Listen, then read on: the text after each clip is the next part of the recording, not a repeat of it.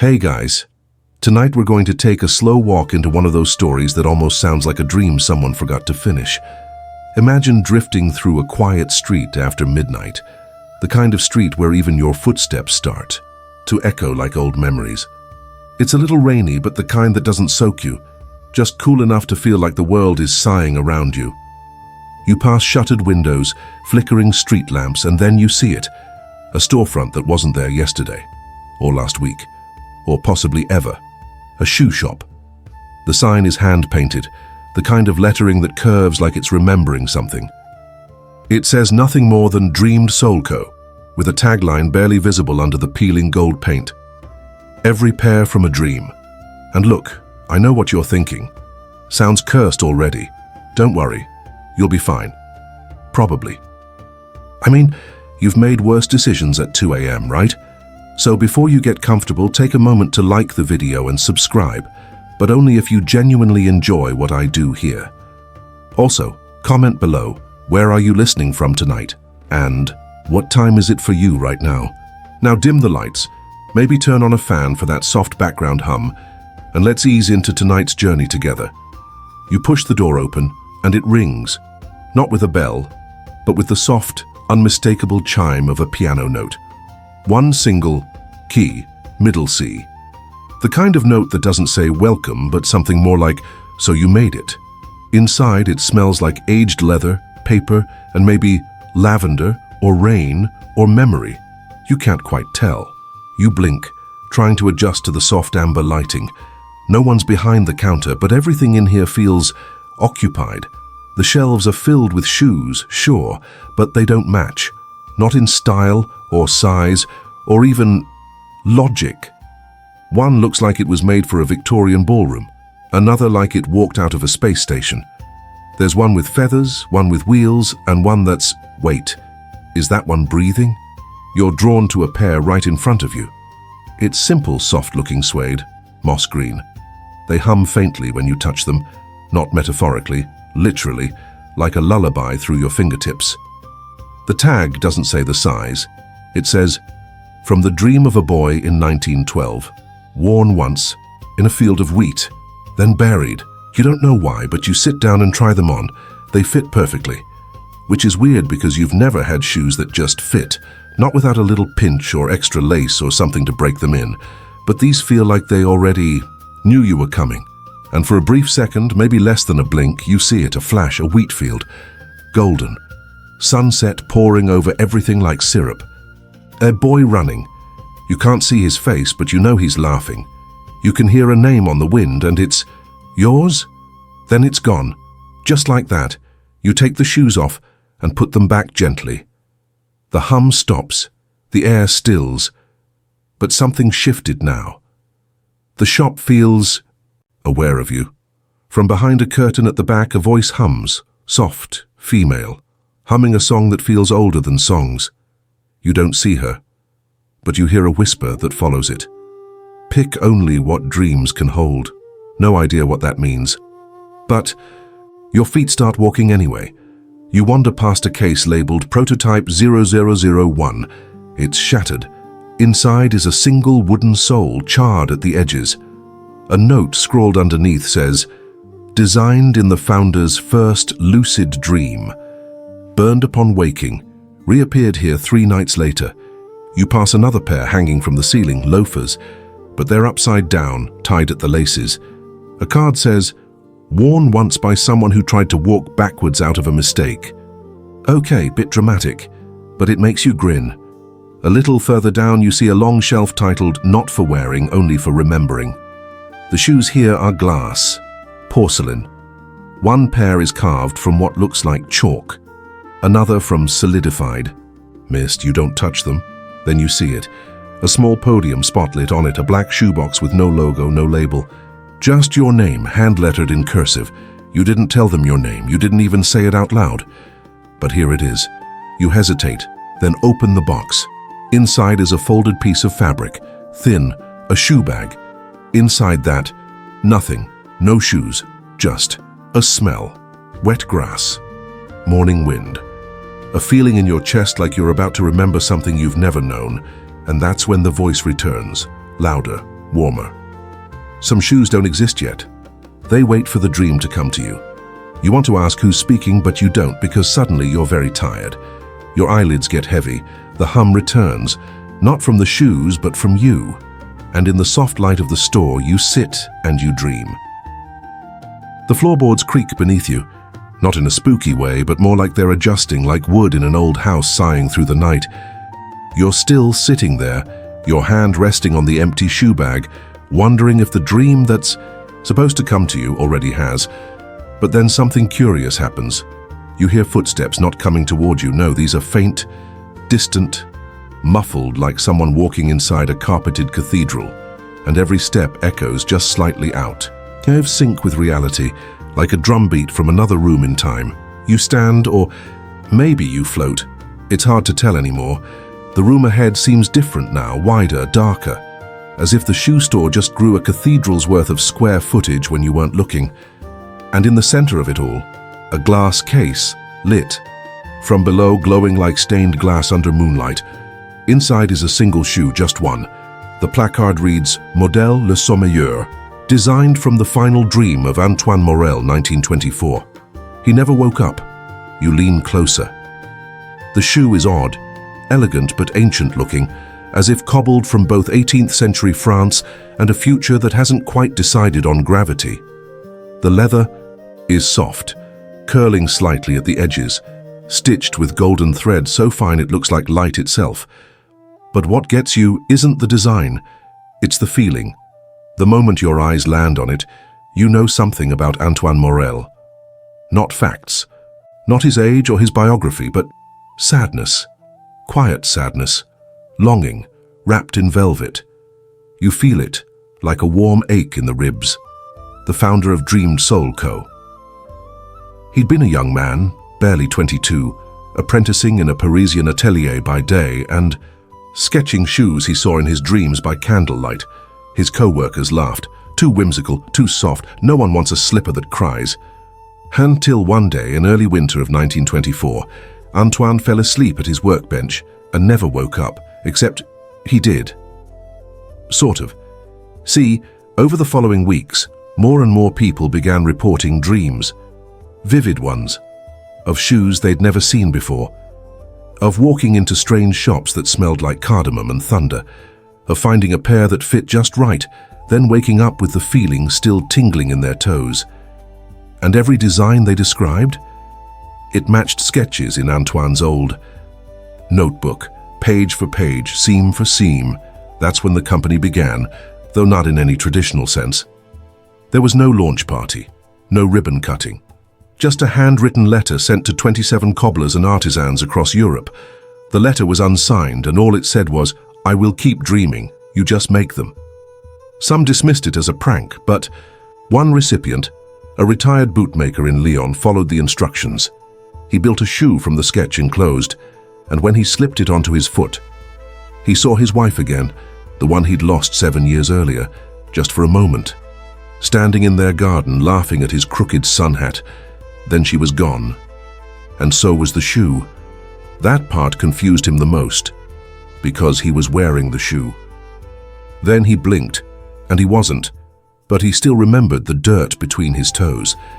Now as you stare at Antoine Morel's final design, you wonder, if this was his last dream, what did he see? Did he walk somewhere too beautiful to come back from? Or maybe the shoe was the dream. A perfect walking goodbye.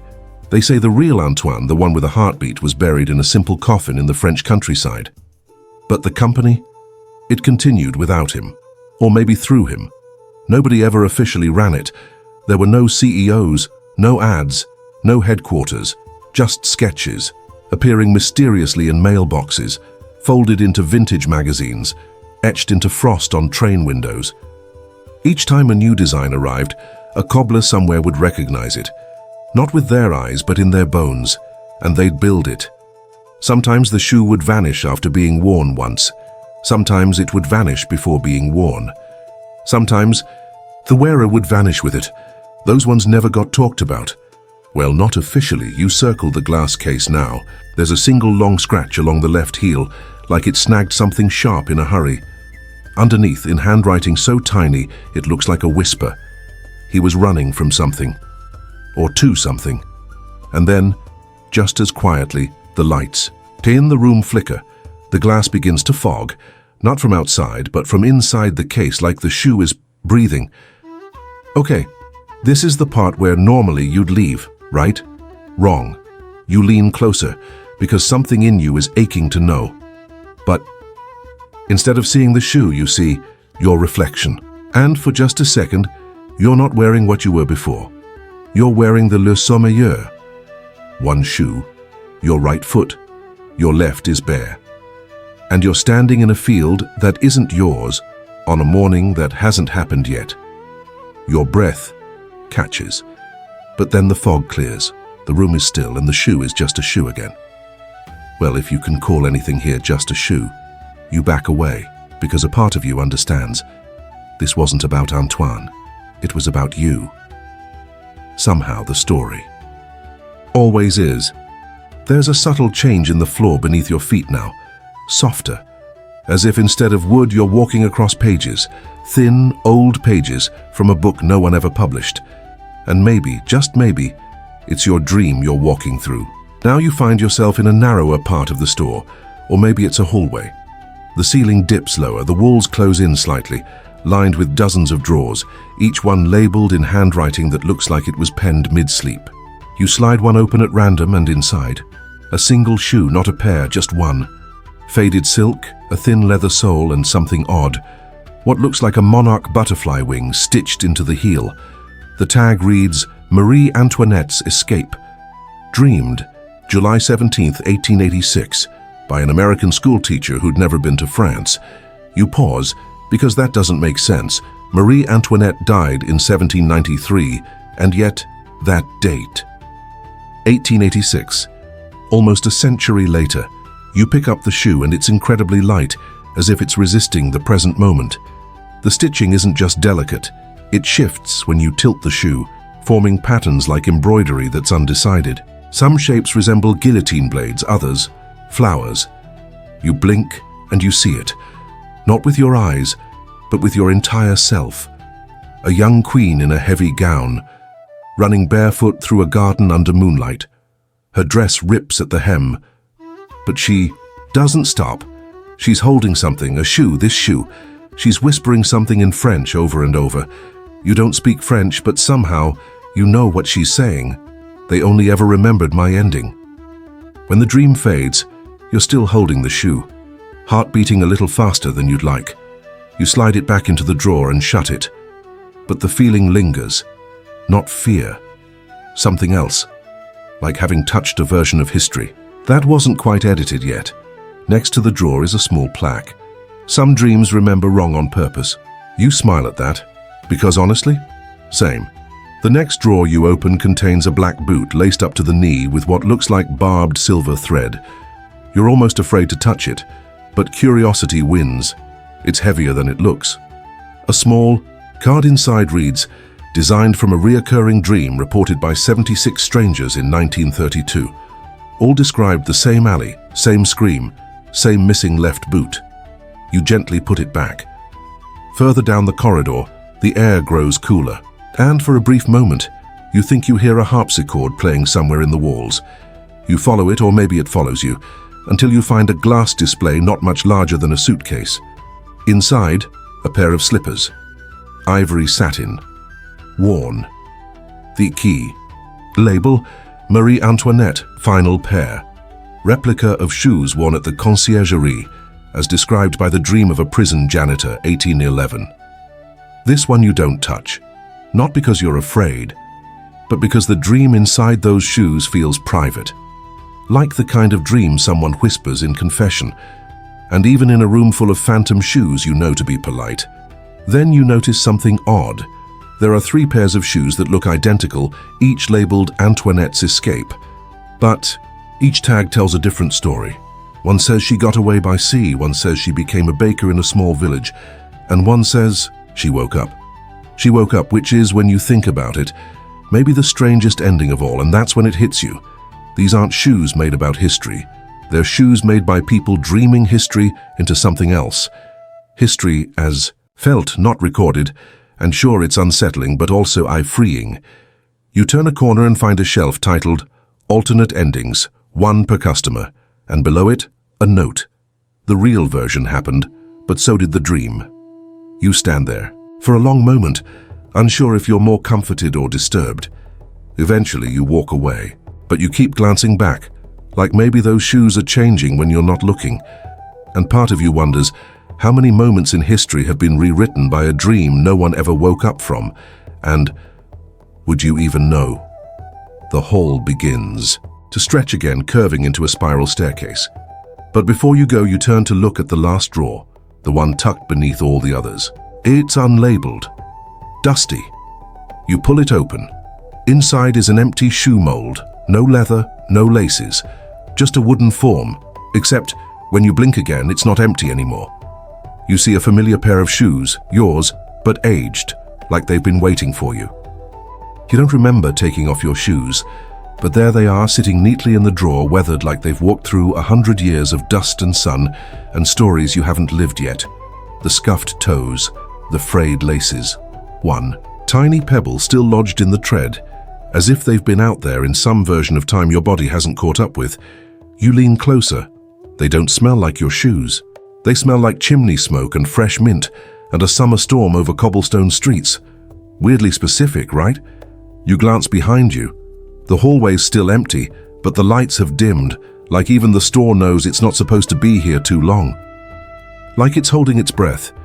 You close the drawer gently, not because you're scared, but because it feels like slamming it might wake something up. That's when you notice the wall beside the drawer. A large photo, sepia-toned, framed in what looks like melted wax. A crowd of people from another century standing in front of what might have been a shoe factory. You squint. They're all barefoot, and yet beneath the image, a hand-scrawled note. All of them designed shoes in their sleep. Only one of them survived the fall collection of 1937. Okay, what fall collection? You mutter it out loud without meaning to, and the lights flicker in response. You take a slow step back and suddenly you're facing a new hallway. This one is colder, cleaner, less like a dream, more like a memory you haven't had yet. Ati. The far end is a room labeled Experimental 1958. You hesitate. Not because of fear, because of how quiet everything has become. No music, no hum, not even the creaking boards anymore. Just silence. So obviously you walk straight into it. The door opens without a sound. Inside is a large, sterile space, fluorescent lights overhead, metal carts, faded clipboards, and rows of shoes placed neatly on surgical trays. Each one labeled not with a name, but with a dream category. Collective delusion, Cold War anxiety, inevitable collapse. The floating feeling right before you hit the ground. You pause at the last one because, yeah, you've had that dream too. The one where you're falling endlessly and just before impact you wake up. Except some of these shoes were designed to skip the waking up part. In 1958, Dreamed Soul Co. allegedly conducted a private campaign to test synchronized dreaming footwear. The goal? To have multiple people enter the same dream and report back. The result? Nobody ever agreed on what the dream was because they never remembered it. But every test subject swore they'd been somewhere together, somewhere vast, cold, and echoing. One man drew a map, another sculpted a city out of mashed potatoes during dinner. A woman, after trying on the prototype heels, painted 47 portraits in one night, all of people she'd never met. Historians still argue whether the campaign ever really happened. Some say the documents were faked. Others claim the shoes never existed outside of fevered post-war paranoia. And a few believe the experiment worked and that we're living inside the shared dream right now. But you? You're just standing there, looking at a pair of sneakers labeled Dream Number 14, the snowstorm that spoke Latin. You pick one up. It's surprisingly warm. You half expect it to start talking, but it doesn't. It just hums. That low, velvety hum again. Like before, you slip one on just to feel it, and suddenly you're outside, bare trees, a field of snow, wind whistling Latin phrases you don't understand, but somehow know are about you. Then, back in the room, the shoes already off, as if it never happened. but the chill lingers in your bones. You glance down the rows again. Some shoes are glowing faintly now like coals, and in the far corner a box unlike the others. It's not sterile or tagged. It's a shoebox wrapped in newspaper clippings from the 1950s. You peel one back and see a headline. Unsleepwalkers vanish after dreaming the same city. You don't open the box. You already know what's in there, a pair in your size, and you're not ready for that. Not yet. You exit the room, or at least you try to. But when you turn the knob, the door leads to somewhere new again. It always does. The door doesn't creak open this time. It sighs, like something old, exhausted, and just a little amused that you're still following this path. You step through and find yourself in a long, narrow gallery. The lighting shifts again, now a soft, dreamlike blue, like the inside of a whale, or maybe the moment just before dawn when everything is too quiet to trust. On either side of you, shelves stretch to the ceiling. But unlike the chaotic mismatch before, this space feels intentional, curated, reverent. The sign above reads, "Designed by those who couldn't see." You pause. That's when you notice. Each of the shoes here, dozens, maybe hundreds, are displayed with a single name followed by a note that reads, "Blind since birth. Designed in sleep." You take a slow breath and approach the first shelf. A small sandal, handmade, woven from reeds and silver wire, like something a river would wear to a dinner party. The name on the card is Adele K, and her dream is described. Path of singing stones leading to the edge of the ocean. She never saw the water, but she knew its color. You don't know what that means, but you feel it anyway, like poetry written by wind on your spine. You walk farther in. There's a pair of boots that look like they were carved out of honey and ash, labeled Darian M. 1949. The note says, he dreamed of walking into a cathedral where footsteps echoed in harmony. Said he heard the walls breathe.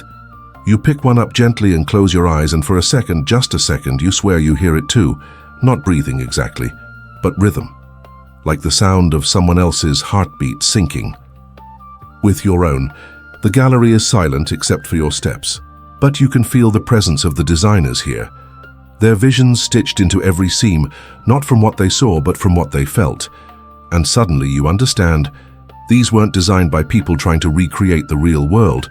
They were built by people who never knew what the real world looked like, so they made something better. A boot catches your eye, sleek, almost futuristic, but with a curve at the ankle, like a question mark.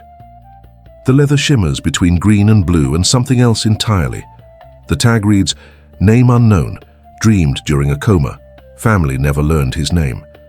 The shoe appeared beside his hospital bed on the third night. Okay, that one chills. You a little, but not in a bad way, just in the way good mysteries do. You reach a corner of the room and find a mirror, or it was a mirror. It's cracked now, just slightly, and your reflection doesn't move when you do. It stands still as if it's the one watching you. Behind the mirror is a small door. Of course there is. You open it.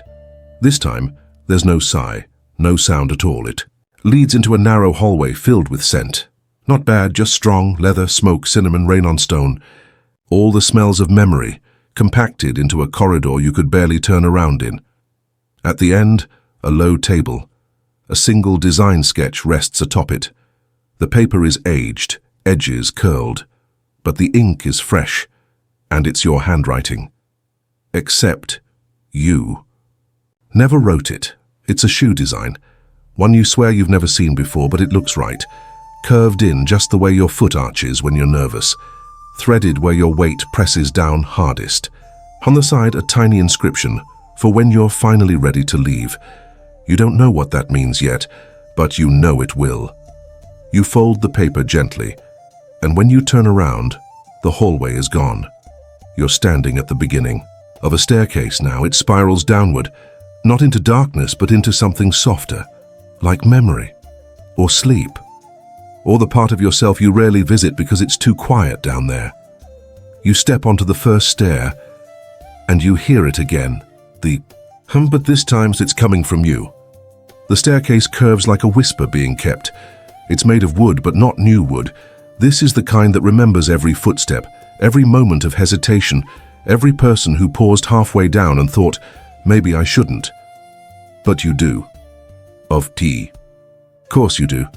And as you descend, the air grows warmer, the kind of warmth you only find in blanket forts or inside the memory of your grandmother's house. It's not comforting so much as familiar. Like you've been here before in a dream you didn't realize was yours. At the bottom there's no room, just a threshold.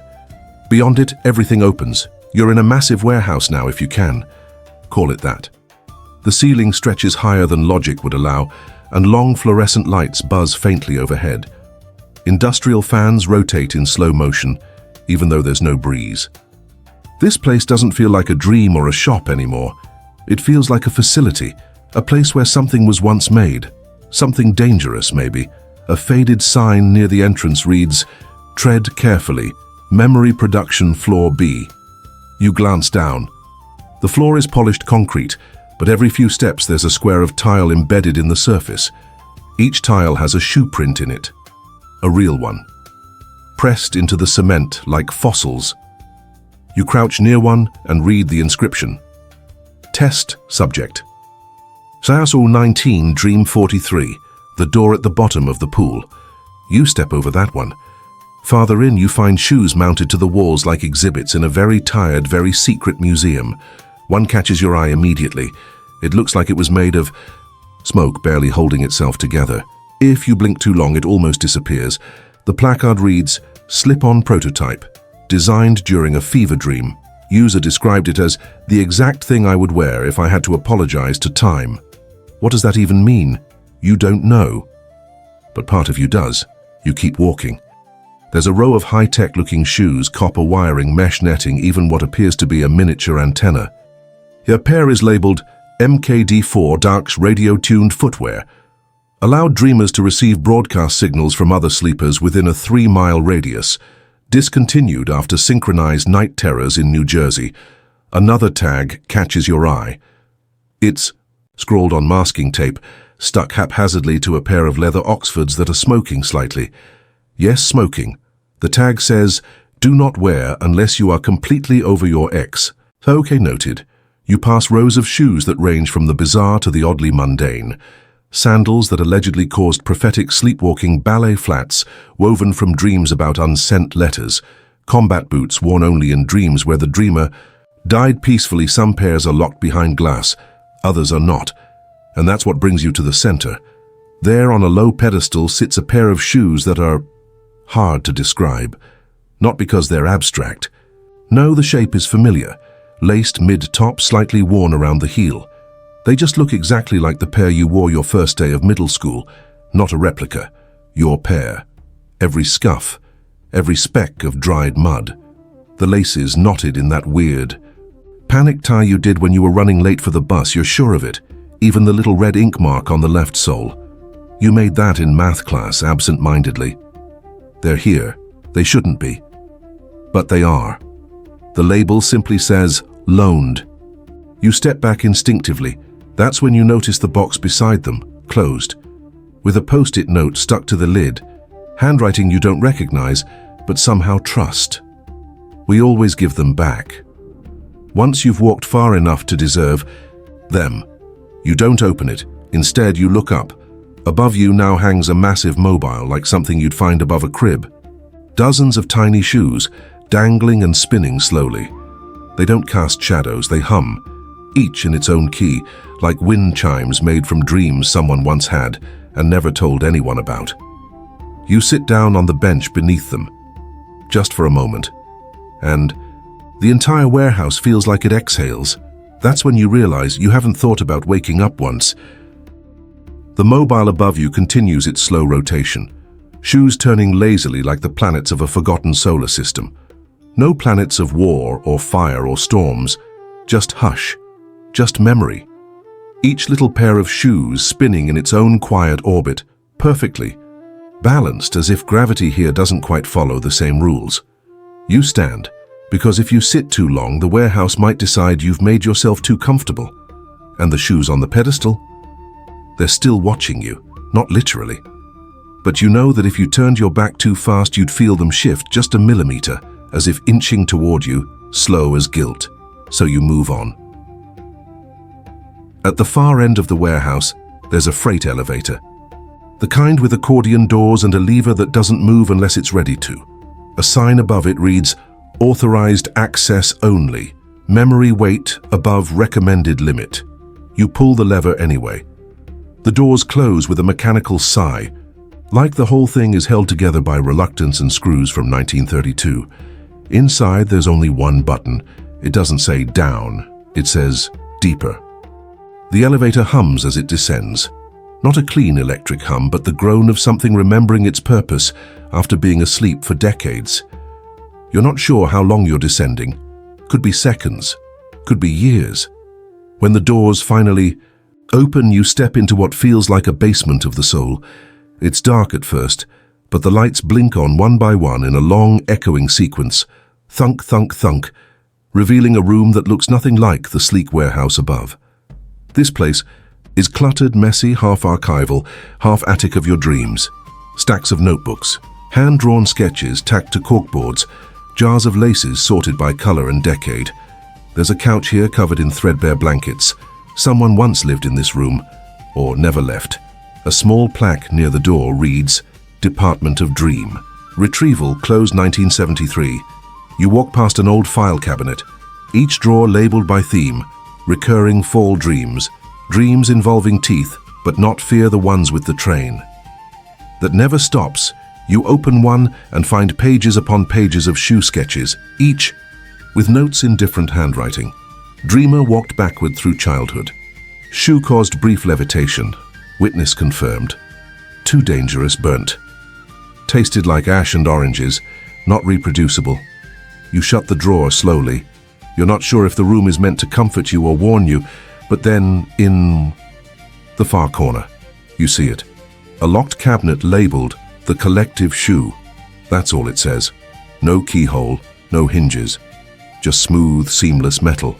You walk toward it, and as you do, you start to remember a dream you've had more than once. The details always change, but the shape remains. You're walking through a city you've never seen, wearing shoes that feel borrowed. The ground moves slightly beneath you, like breath under carpet. You pass strangers who nod like they know. You like you're wearing the uniform of some invisible fraternity. You never speak in the dream, you just walk. And when you wake up, your calves ache like you hiked uphill for hours. You always forget the dream a few minutes later, but now it's back. Clear, and you realize you're not alone, because next to the cabinet, there's a shoe rack, empty, except for one pair. Not antique, not glowing, just modern, a style you recognize. One you've probably worn before, sneakers, soft gray, worn in. Yours maybe, maybe not, no label, no story. Just a small tag that reads, "Try these on, only if you're sure you want to keep walking." You reach down, and suddenly, your hand stops. Not. Because you're afraid. Because you remember that dream. The one where you put on a pair of shoes and could never stop walking. Through cities, fields, battlefields, empty malls, dream after dream after dream. Forever. And the shoes never wore out, and neither did you. But you also never got to stop. Not even once. So you let your hand fall away. The tag flutters slightly, like it was waiting for you to choose. You look around the room one last time. There's no door back, no staircase, just the elevator behind you, still open, still humming, like it wants to know your choice. You step back into the elevator, leaving the sneakers behind. They don't call after you, they don't vanish dramatically. They just sit there in the dark, waiting for someone with less hesitation and a bit more momentum. The elevator doors close gently this time, like a book that knows the next chapter might ask too much. The lever resets itself without your touch, and this time the button simply reads, "Further," a soft click, and the descent resumes. As you travel down, the hum becomes music, barely. Not a melody exactly, more like a lullaby someone tried to remember but only got halfway through before falling asleep again. The chords don't resolve, the notes don't land. They float, they breathe, they ache. When the doors open again, you're greeted by warmth. Actual warmth. This isn't industrial anymore. It's domestic. You're in a living room, furnished like it's 1971, and someone's grandmother never updated a thing. Shag carpet, wood-paneled walls, a couch that makes your back hurt just by looking at it, lamps with that yellow glow of memory. The TV's off, but it hums faintly, like it might turn itself on just to show you something you forgot existed, and right there, next to a pile of old magazines and a half-finished knitting project, is a shoe, just one. Child-sized, scuffed toe, Velcro strap. Cartoon astronaut on the side. You know that shoe. You wore that shoe first grade. You fell in love with it at the store because it made you run faster, and no one could convince you otherwise. You wore it until the sole split, and your mum finally tossed it when you weren't looking. You cried about it for a week and claimed you'd never run the same way again, and now it's here. Not a replica. The shoe. You kneel beside it, hand hovering, not quite ready to touch, because deep down something in you knows if you pick it up you might not be able to let it go again. The TV screen flickers, just once, static, then black, then a faint image, blurry, grainy. You, running, at 6 years old, wearing both shoes, laughing with everything you had in you. And for a second you swear you can feel what it felt like to run like that, like the world didn't weigh anything yet and your feet barely touched the ground. The screen cuts out. Silence again. You stand, slowly.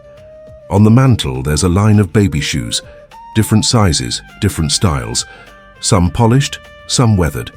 One pair looks like it belonged to someone who never quite made it out of their first winter. Another, hand-knit booties with a tag, born into a dream, not a world. Each one is a memory, not just of feet, but of futures. Some lived, some imagined, some grieved. A photo album lies open on the coffee table, no faces, just shoes, row after. So I see each labeled with what the wearer was dreaming the first time they walked in them. I was flying above a library. My dog was still alive. I had all my teeth, but they were made of keys. Someone loved me exactly the way I wanted. You close the album gently. There's something sacred about this place. This is where the company kept the dreams that were too personal to sell. The ones that didn't make it to production. The ones that belonged to just one person and were never meant to be shared. You wander into the adjacent room. A nursery. Crib still made. Rocking chair still rocking. Slightly, even though you didn't touch it. On the wall framed blueprints of shoes that could have been. Each one labeled, archived. And below it, a message stenciled into the wall. Some shoes are never built, because the dream they come from is too soft to survive the world. You stand there for a long time, long enough to feel yourself soften a little too. Then you notice a door, smaller than the rest, child-sized. You kneel to open it and find a small wooden staircase. Not down, up. A hand-painted sign reads, "Back to where it started." You climb. Each step creaks like it's reciting something in a forgotten language, and at the top, a familiar door, the kind with a little bell, the kind that opens to a rainy street. The door at the top opens with that same single chime you heard when this all began, middle C. But it sounds different now. Slower, a half step sadder, like the note remembers everything you've seen since you walked in. You step out, back into the shop. But it's not exactly the same. The rain has stopped. The window pane glistens with streaks of water frozen in the act of letting go. Outside, the street is quiet. Eerily so. No cars, no footsteps. Just the distant hum of a lamppost, buzzing with the last of its electricity. The kind of silence that feels like the moment between sleep and waking, when your body hasn't decided which world to commit to yet. Inside, the shelves are rearranged. There's no one behind the counter still, but now there's a teacup, half full, still warm. You didn't see it before, and something else, the shoes, they're facing a different direction now. Not toward the door, but toward you. As if they've been waiting, or listening, or perhaps judging your route through the layers below. You don't know if it's a test you passed or just one you survived. You walk slowly, and that's when you notice it. The sketches on the wall, they're yours. You don't remember drawing them. But your handwriting is unmistakable. The shoes you designed in your sleep, maybe. Or in those blurry moments when you thought you were just doodling during meetings or lectures or long waits in waiting rooms. Each sketch is labeled with a title, "For Running Toward Not Away," when grief feels like static, the ones you wear to forget the endings. Just one more morning. You realize you've never seen a single one of these shoes in stores, but they feel real. That's when you reach the back of the shop again. The velvet curtain you saw hours ago, or maybe just moments. Time here is as loose as a shoelace you haven't tied yet. Behind the curtain, a room you haven't entered. Until now, it's smaller than you expected. Cozy. Just a chair, a desk, a mirror, and on the desk, a box. The box. You recognize it. The same. One from earlier, the one with your name on it. Except now it's open inside, the same shoes you were wearing when you arrived, but different.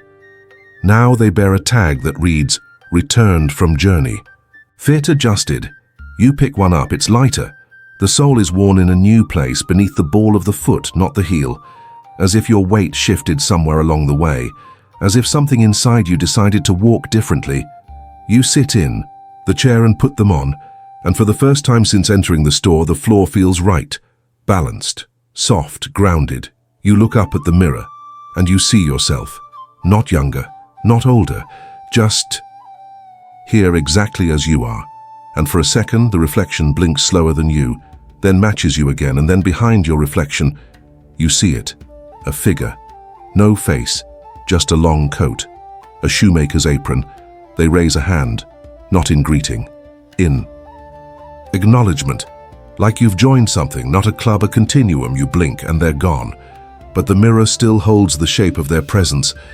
Like warmth left behind on a pillow, a soft click comes from behind you. You turn. The front door is open again. Sunlight, actual sunlight, not dreamlight, not moonlight, not metaphor. Warm, inviting, real.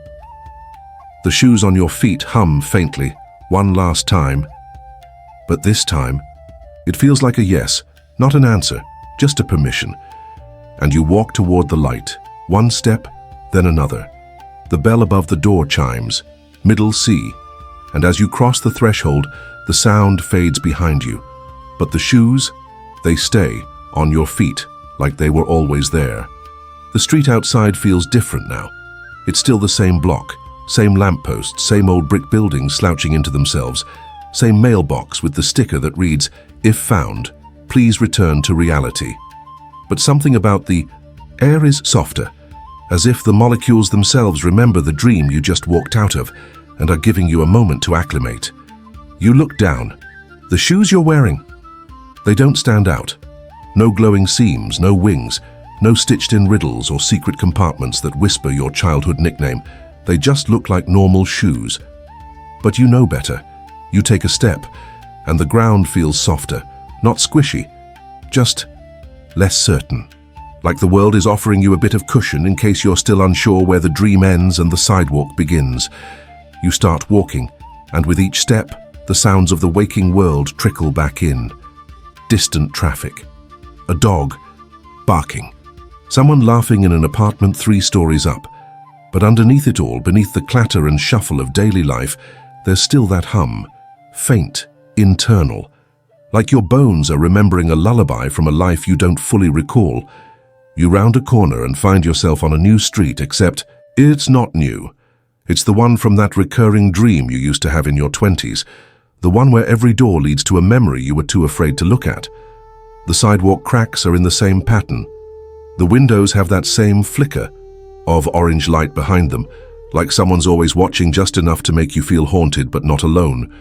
And suddenly you understand, you're not fully out of the dream. Because the dream was never inside the shop. It's everywhere. It's stitched into the corners of your days, pressed into the tread of your decisions, humming just below every choice you almost made but didn't. The shoes didn't change reality. They just made you able to see where it's been stitched together. You keep walking. Not because you have to, because now you want to. And as you move through this not quite waking city, you start to notice them. Other people. A woman wearing boots that shimmer ever so slightly in moonlight. But even though it's noon, a child in sneakers that seem to leave behind faint footprints even on dry cement. An old man whose sandals make no sound at all. They glance at you and nod. Just once. The way people nod when they've both been through something. Not The same thing, but something like it. And you realize they've walked through the shop too, or one like it, maybe in a dream. Maybe in a story someone once told them when they were sick or tired, or just lonely enough to listen. You pass a storefront that's boarded up. You blink. It's a shoe shop, closed, but not gone. The window reflects you, and for a split second, you don't see your face. You see Antoine Morel, smiling softly. Then you see yourself again. Older, still walking. The hum's a little louder now, but it's not from the shoes anymore. It's from you. And you begin to wonder, how many people are out there, walking in dreams someone else once left behind?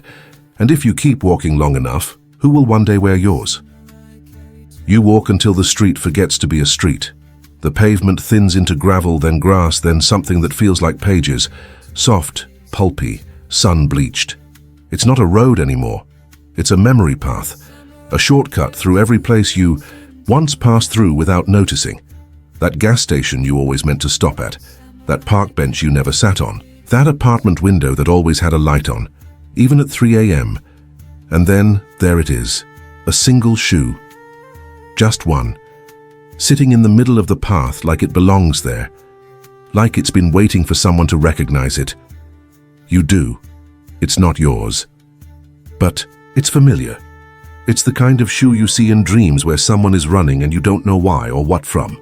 The kind of shoe that squeaks in hallways with linoleum floors, that appears in childhood photographs of people you don't remember, but swear you've met. You lean down, hesitant. Inside, the shoe is a folded slip of paper. You unfold it carefully, like it might evaporate in your hands. One sentence. She never made it home, but she left directions. You look around, there's no sign, no map. Just the path continuing forward, but narrower now, lined with lampposts that shouldn't be here. They flicker even though it's still daylight. You walk. You pass more shoes. Not pairs, singles.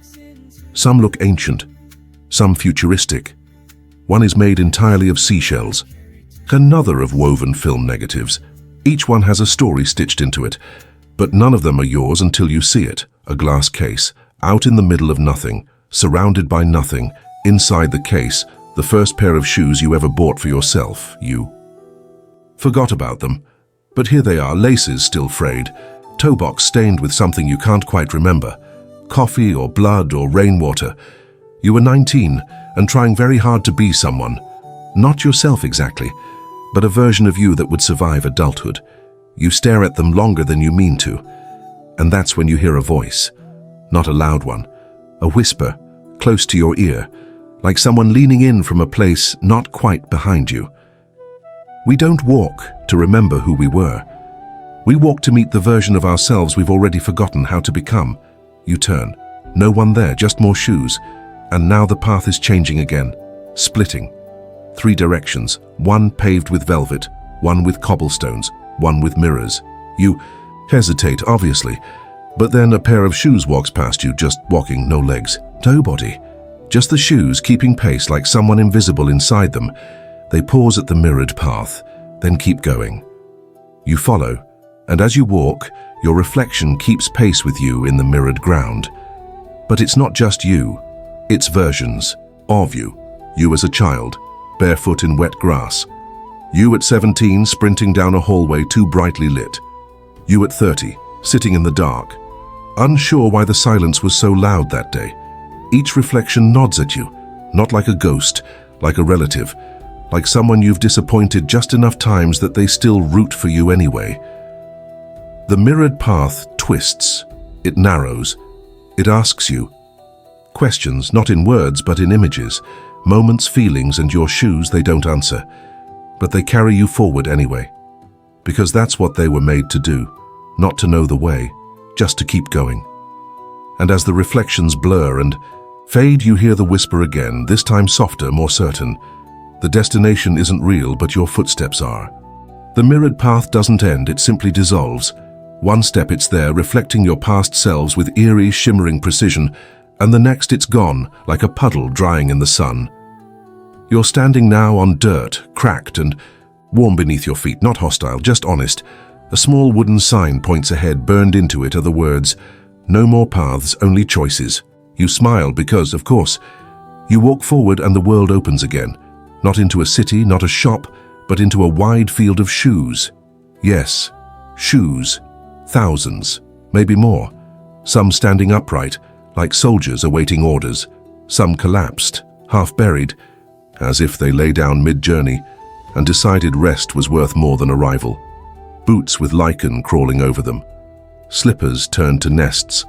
High heels sinking into soil that hasn't seen a footprint in decades, and they go on forever. In the center of this shoe meadow stands a tall wooden frame, empty, like a door without a door, just four corners, weather-worn beams, a hollow space. In the middle, where something ought to be, a threshold, you walk toward it, and as you do, the shoes around you begin to shift, not moving exactly, but responding. You hear soft creaks, a distant jingle, the brush of laces against grass. They remember you even if you've never seen them before. They remember you. A plaque on the wooden frame reads, "Step through only if you are ready to wear the dream that isn't yours." You hesitate, because it's a heavy thing, isn't it? Wearing something that doesn't belong to you. Shouldn't dreams be personal? Shouldn't shoes only fit the one who walked them? But then you remember all the dreams you've carried over the years that weren't yours, the ones your parents handed down in looks and warnings, the ones strangers whispered on buses or in passing conversation, the ones that lived in books you read too early, and in films you didn't understand but felt anyway. Dreams shape you whether or not you ever asked for them, and maybe the only way to move forward is to walk them until they become your own. So you step through the frame. Nothing happens. At least, not at first. But then the sound of a door unlatching, not one in front of you, one behind your ribs. A memory spills out. You, age 8, alone at recess, making up games so you didn't look lonely. You, age 16, walking home after your first heartbreak, pretending your footsteps weren't echoing in pairs. You, age 27, realizing you've outgrown a life you haven't even finished building yet.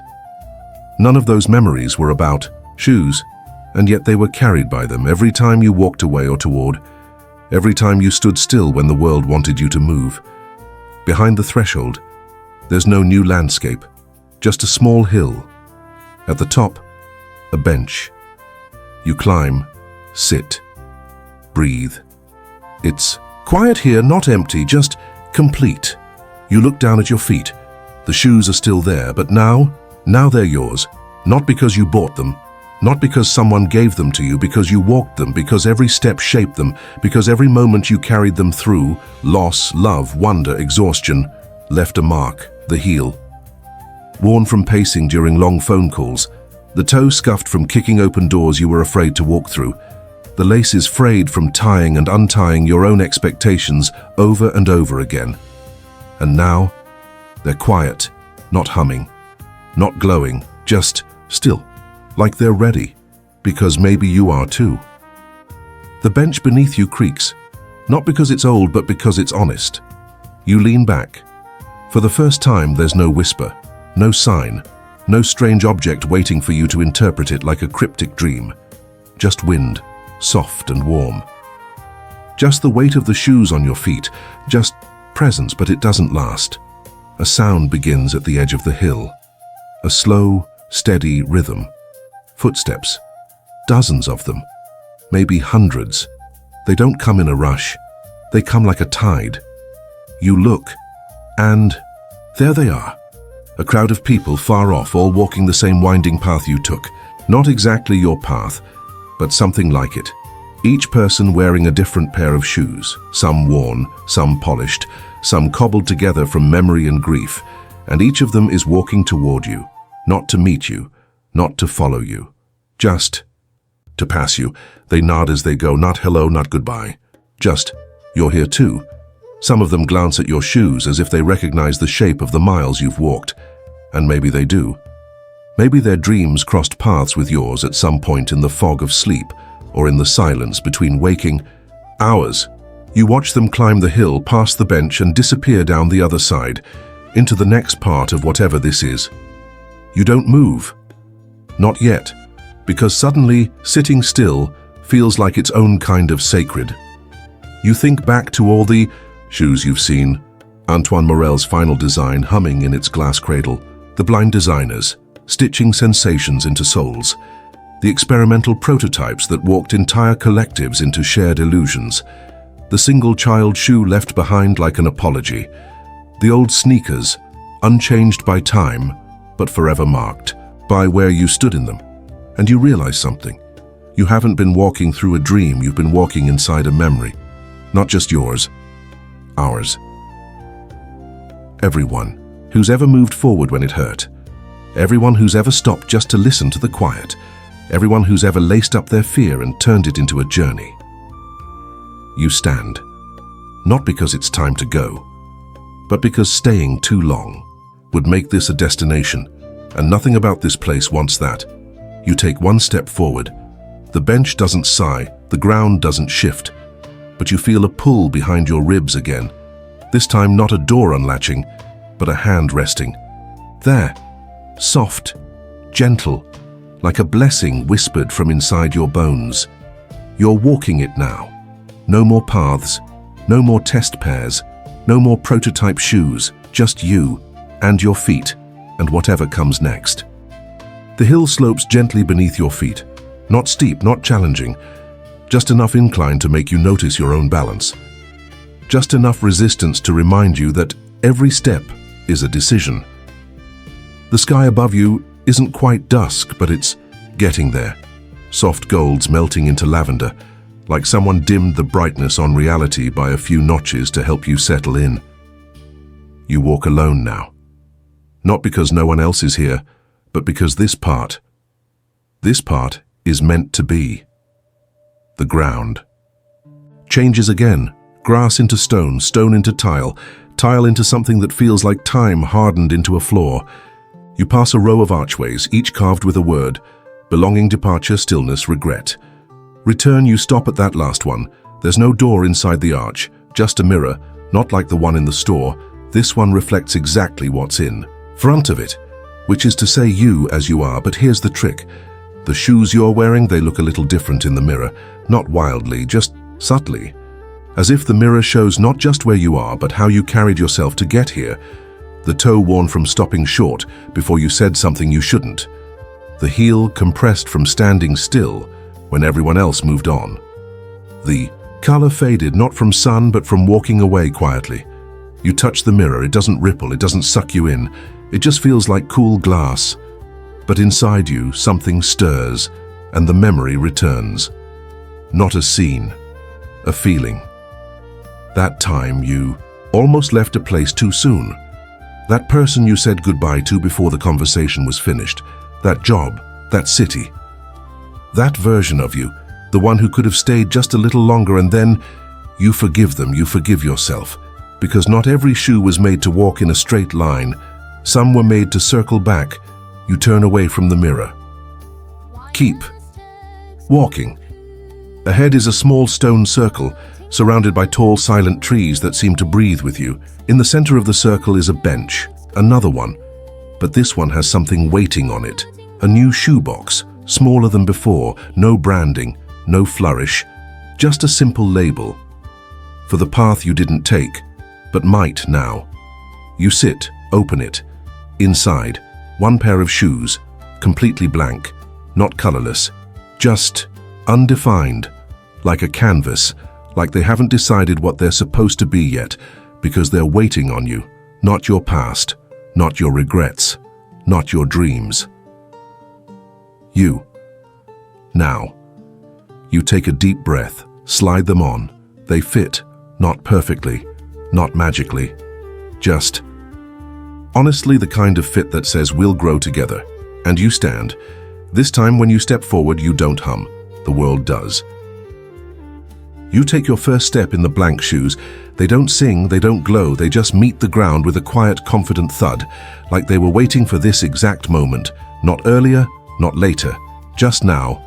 And now is enough. The stone circle fades behind you without fanfare. The path ahead is undefined, not in a mysterious, eerie way, but in a freeing one. It curves and branches in gentle directions, each one equally viable, equally unmarked. For once, you don't need a sign or a voice. or a whisper in your ear telling you where to go. The shoes will follow wherever you lead. That's the point. You walk through a grove of trees that shimmer, not with light, but with stillness, as if each leaf is holding its breath in admiration. The wind doesn't rustle here. It listens. You pause near a stream. There's a log across it, placed naturally by time or fate, or a very considerate forest. You walk over it without hesitation. No testing the weight, no checking for balance. You trust your steps. That's new. Up ahead, a field opens. Wildflowers bloom in chaotic spirals. The colors are impossible. Blues that shouldn't exist outside of dreams, oranges that hum at the edge of vision. Butterflies pass overhead like drifting punctuation. There's no structure here, no buildings, no store, but you feel closer to the dreamed Soulco now than ever before, because maybe it never was a company. Maybe it was a story, one that wove itself into every quiet moment you chose to keep walking. Even when you weren't sure where you were going, you glance down. The shoes are no longer blank. They've taken on a color you can't describe, but feels like you. The stitching curves in ways that echo the paths you've walked. They are no longer borrowed, they're yours completely. You sit in the grass, watch the sun tilt lower. The light stretch thinner, not fading, just preparing. And as you sit there, the sound begins, not music, not humming, breathing, the world exhaling. You close your eyes, let it wrap around you, let it fade, let it rest. Because the journey isn't over. But it doesn't need to continue right now for now. You've walked far enough, you've remembered enough, you've dreamed enough, and it's time to sleep. Time to let the path continue in the soft, safe stillness behind your eyelids. The wind slows, the shoes quiet, and your last thought before sleep is not a question, it's a knowing. You'll walk again. But for now, drift. Let the shoes carry the dream a while.